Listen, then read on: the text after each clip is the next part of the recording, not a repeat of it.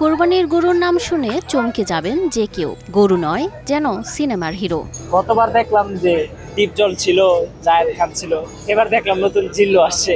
নারায়ণগঞ্জের একটি খামারে জিল্লু সুলতান গরুর রাজত্ব। শুনতে অবাক লাগলেও শাকিব খানের সিনেমা দেখে গরুর নামকরণ করেন এ গোয়ালি। জিল্লু নাম একটা গরু আছে এখানে, ওটা নাম এই জন্যই দেওয়া হয়েছে যে এখন বর্তমানে শাকিব খানের একটা নতুন মুভি আসছে, ওটার থেকে ইন্সপায়ার করে এখানে আর কি এটা নামটা দেওয়া আর কি। সুলতান, জিল্লু, লিলিপুট গরু না, যেন সিনেমার তারকা। হাট নয়, এখন তারকাদের নামেই গরু দেখতে ছুটছেন সবাই। ৭৫,০০০ কোরবানির গরুর মাঝে নজর কাটছে ভাইরাল এ নামগুলো। শুনছি এই হাটে নাকি এবার সুলতান আর জিল্লু উঠছে, এর জন্য আর কি দেখতে আসলাম।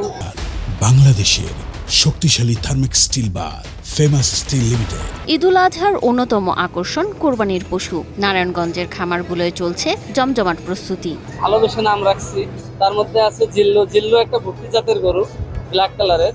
এই জিল্লুটা অনেক সুন্দর গরু, মাশাআল্লাহ, অনেক ছটফটে এবং ও দৌড়াদৌড়ি করে, সবার সাথে মেশে।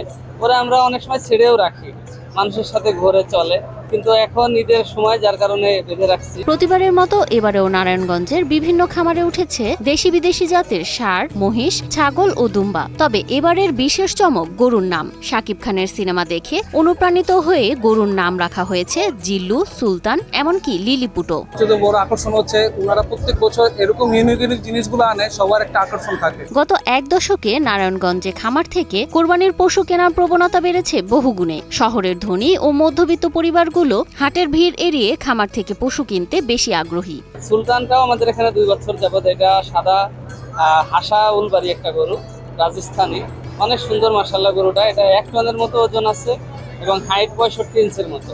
জেলার প্রাণী সম্পদ অধিদপ্তরের হিসাব অনুযায়ী নারায়ণগঞ্জে এবছর কোরবানির পশুর চাহিদা প্রায় ৯৯,০০০। ইতোমধ্যেই প্রায় ৭৫,০০০ গরু ও অন্যান্য পশু প্রস্তুত রয়েছে খামারগুলোতে। চাহিদা মেটাতে আশেপাশের জেলাগুলো থেকেও পশু আসছে। জেলার জন্য ৯৯,০০০ গবাদি পশু, কোরবানিযোগ্য গবাদি পশুর চাহিদা রয়েছে। আমরা প্রায় এখন পর্যন্ত আমাদের প্রাপ্যতা প্রায় ৮০,০০০-এর মতো।